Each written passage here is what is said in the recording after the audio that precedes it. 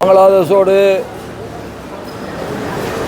நீண்ட நெடிய உறவு நமக்கு இருந்தபோதும்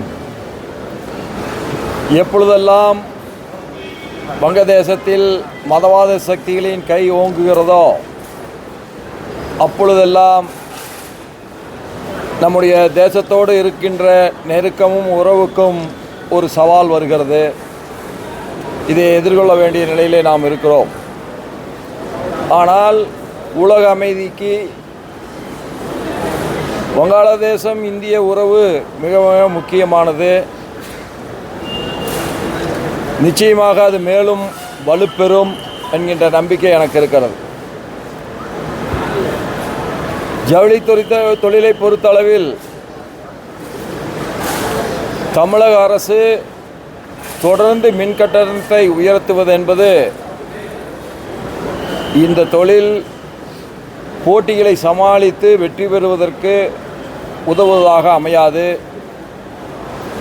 ஜவுளித்துறைக்கு நிறைய உதவிகளை மாநில அரசு செய்கின்ற பொழுதுதான் இந்த தொழில் காலத்தை கடந்து நம் மண்ணிலே நிற்க முடியும். உலகம் முழுவதும் ஜவுளி தொழில் வளர்ந்து வருகிறது. பங்களாதேஷில் இருந்து லாவோஸில் இருந்து வியட்நாம் வரை இன்றைக்கு ஜவுளி தொழில் மிக பிரம்மாண்டமாக வளர்ந்து வருகிறது.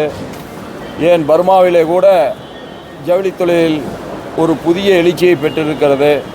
இந்த சூழலில் நம்முடைய பகுதியை விட்டு இந்த ஜவுளி தொழில் வேறு நாட்டிற்கோ வேறு மாநிலங்களுக்கோ சென்றுவிடக்கூடாது என்று நினைத்தால் மாநில அரசு ஜவுளித்துறையை சார்ந்த அத்துணை பேரையும் அழைத்து அவர்களுடைய குறைகளை முழுமையாக கேட்டறிந்து உரிய உதவிகளை செய்து இந்த ஜவுளி தொழிலை காப்பதற்கான அத்தனை முயற்சிகளையும் மேற்கொள்ள வேண்டும் என்று நான் கருதுகிறேன்.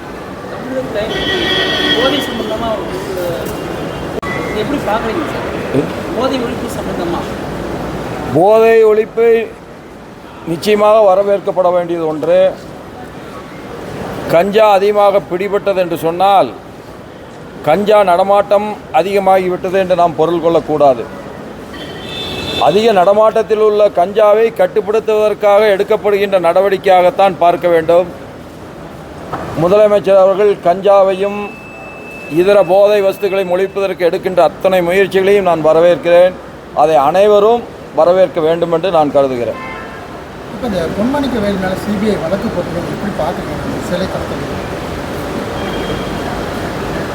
அது எந்த சூழலில் அது ஏற்பட்டது என்று தெரியவில்லை. சோதனைகள் முடிந்திருக்கிறது. அதற்கு பிறகு எந்த குற்றச்சாட்டும் சுமத்தப்பட்டதாக தெரியவில்லை. பொறுத்திருந்து பார்ப்போம். நன்றி.